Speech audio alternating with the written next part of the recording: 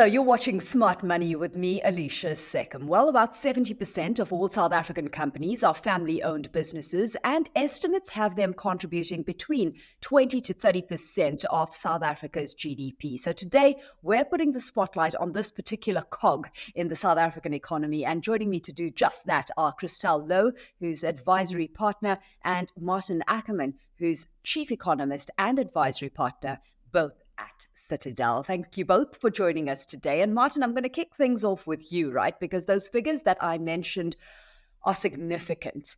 How are you rating the resilience of family-owned businesses and their ability to sustain growth over what's been a long period of relative weakness in the overall South African economy? Yeah, Alishia, I agree. That's a very important component of the South African economy. It definitely adds a lot to the sustainability of economic growth in terms of the continuity that those kind of family businesses can bring to the economy. But also very important, if you think about job creation, it's very often easier for smaller family businesses to create more jobs than, let's say, a big mining corporate company. For them to double their workforce is not always possible. For a smaller family office that's moving in the right direction, it is possible. So I think in terms of addressing a lot of the issues that we are facing, having businesses that understand the local market, the local people, the local culture, and have the ability to grow and create more jobs, it is so important for this economy going forward. Absolutely. That said, Christelle, from your experience, let's run through some of the pros, which, Maarten kind of alluded to there, but also the cons when it comes to family-run businesses versus other kinds of businesses. Alishia, they say blood is thicker than water. And I think that's where you start off, where there's more. And that's where the resilience comes in. I think continuity, flexibility when you actually have a family office, and probably strong leadership. The continuity with regards to leadership is where there's no retirement age. So you can probably continue for longer. And then the family vision that you share, the commitment that you have. Now, everything that I've said as pros, I think you can actually use as cons as well. And often family businesses are seen not to innovate quickly and fast enough. We've seen through COVID how business had to pivot and actually change direction. And often it's not that easy for family businesses. Also, the funding of family business, where you get the funding from, where you raise the funding from, is often difficult, constrains businesses. And then perhaps conflict between siblings in a business. And then leadership, who is the leader? And then different visions. Perhaps the interest is not there. And then a lack of commitment to the business. So all the pros that I mentioned can actually be captured as cons as well. So it takes a very special family to really make a family business work. Maarten, those may be the differentiators, right? Or the differentiating factors between a family-owned business and other kinds of businesses. But like with any business, not without its fair share of challenges, especially as the business grows and matures. So if we talk wealth management through that growth, what are the biggest mistakes you see business owners making when it comes to wealth management? And what advice are you giving those you're working with as far as getting on top of it goes? Yeah, I think, if you take a typical successful family business, you will know about them because they are successful. They're doing well in business, they're growing. And that's all part of the wealth creation. So you've got two things here. You've got what Christelle mentioned, the family dynamics, to make sure that, that at night you can talk around the table as a family and tomorrow you sit around the board with very different dynamics, but it's the same people. So we've got those kind of dynamics. And then in terms of the business, typically that is what we call the wealth generation part of the family. So given the leverage, given the commitment, your return on capital should be significant. That's the only way that you build a business. And I think the challenge, or not really a mistake, but where we often see some of those families missing the point, is to say, well, that's almost having all your eggs in one basket. So in terms of wealth management, at some point, the family need to realize that they need to make provision for more wealth preservation strategies. So you need to put away a certain amount of the success because things go wrong. There might be conflict in the family, there might be challenges for the business, the industry they're in. And if you only focus on the wealth generation part of the equation and not the wealth preservation part of the equation, that is typically where they find themselves, unfortunately, in a position where, if things really go bad, they're not where they want to be in terms of their firewall money to look after them if they're going to retirement or they don't have the business to support them any further. So it's to clearly understand when and how much you need to take a little bit of cream off the top, so to speak, and put that into more wealth preservation kind of strategy for the family. Christelle, I've got to ask, misperception or reality that family businesses often struggle to separate their personal finances from their business funds? I think, unfortunately, it is a reality. We speak to clients and say they have to de-risk themselves from the business. And like Maarten said, wealth preservation, it sounds very different to your wealth creation. If in your business, you can probably create 35% or even more, in growth. When you look at preservation, you really diversify. You ensure you don't have all your eggs in one basket. You ensure that there's enough. And you get some objective advice. And I think that's really the big difference between, wealth creation in a business. You subjectively involved. You make the calls. It's your gut feel. But when it comes to wealth preservation, you need to distance a bit and get an objective person to say, this is the number we're aiming for. So regardless of what happens to your business, that's not the only source of wealth you have. We've built a firewall. And now you can actually securely, actually apply all your energy in your business. And clients have said to us that the energy that they have and the freedom they feel to do business when they have their wealth plan in place over and above the business is magnificent. Yeah. Christelle, look, there's so many ways capital allocation can either make or break a business, right? Capital preservation versus investment and fast growth, for example, is just one of them. While family businesses tend to grow market share by investing locally first, at the next level now, how are you advising clients on scaling their businesses via new markets outside of South Africa and, the best way to go about this?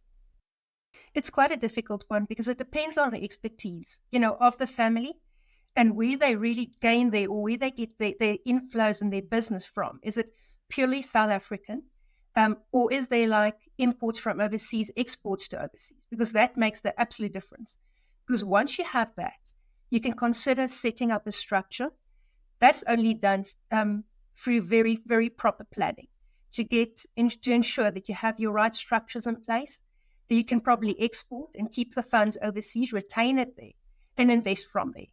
Or then import and make sure you've got all your lines ready and actually get proper currency management when you actually import. So yes, it is important. We see that.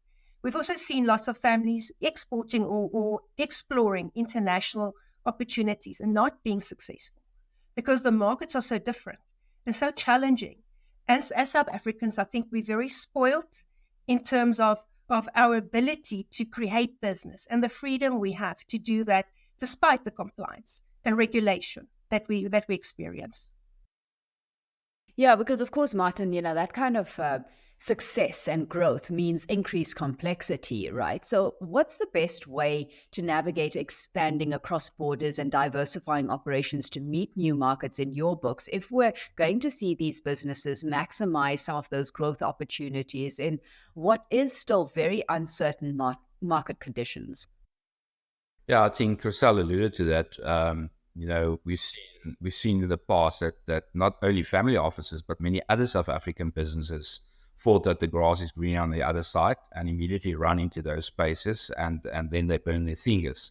And especially for a family office, because remember, a family office, like you said, is a tight-knit family around a table. So they know and they trust each other. The minute you go into other markets, now you need to find partners that you haven't dealt with before.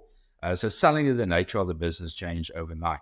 So I'm not saying it's not possible, but you need to be very, very sure about the challenges that brings to the overall business to actually go into a different market. And again, I think they're having the right partners, because then it's non-family partners, so to speak, is very important, and make sure that you address all the risks. Now, again, having the right structure in terms of, let's say, a family trust globally, company structure in between, all of that can help a lot in terms of smoothing out the management of the business. But very often, like I've said right at the start, the family business is successful because they exactly understand what they do and how they do it. And there's also sometimes the opportunity to sit down with the family and say, well, if you want to grow, is it always going to be offshore? Or is there even local opportunities that you haven't thought about where you can actually get the growth that you're looking for? And then sidestepping some of those risks that we do get from the offshore side. Yeah. And Maarten, I'm going to come back to you in just a bit when it comes to, externalizing some of the controls that have a handle on the business. But Christelle, first up, with so much of a focus on growth through the now, do these businesses place enough of a focus on succession planning for the future? Because there are essentially two sides of the coin here, right? On the one side, you've got how can the business owner prepare his or her children to take over the reins? And then on the other, perhaps a harsher reality, what happens if your children don't want to take over the business in the first place? You've actually hit the nail on the head, because what we see is that more and more children want to move overseas or stay overseas. And originally the planning was for the child to take over the business. And that was the father or the mom's dream. To actually integrate their children into their businesses. I think it's important to ensure that if you're a business owner and that's your planning, to make sure that that's aligned with your children's thinking as well, and that they buy in to taking over the business. If that's not the case, and we've seen that recently and quite often, the business owner sells their businesses and then they create an offshore structure whereby they create a legacy through an international trust or even a South African trust. But a South African trust is not as valuable any longer if you have beneficiaries that lives overseas. And that's why I'm mentioning the offshore trust structure. So legacy can be created by selling the business and then ensuring that the funds are invested for the benefit of your children. Yeah. And Maarten, that kind of brings us back to what you were saying, right? And let's put that recognition on the latter. So, if you need to externalize things, explore how one allocates equity within a business and how external parties can be successfully integrated into what is essentially a family arrangement up to a point. I think it is all about ownership. When you take that step, you're really stepping slightly away from, it can still be family controlled, but now you're much more into the corporate kind of space where you do have other shareholders, other employees, and with that comes the better growth. Most of the time, the families will still keep control so that they can have the final decision. I think what's very important there is the understanding between the family members in terms of what they want to achieve. Unfortunately, sometimes you do see that the person that started the business, whether it's the mom or the dad, if they're not open-minded in terms of handing over some of that control, whether that's to the children or other shareholders outside of the business, that can really be an end in terms of the company's growth. So when a company or a family company gets to that point, I think the open-mindedness is very, very important. And they're looking for the right partners that's thinking in line. It's got the same DNA as the family. I think that's the recipe for success moving overseas in that regard.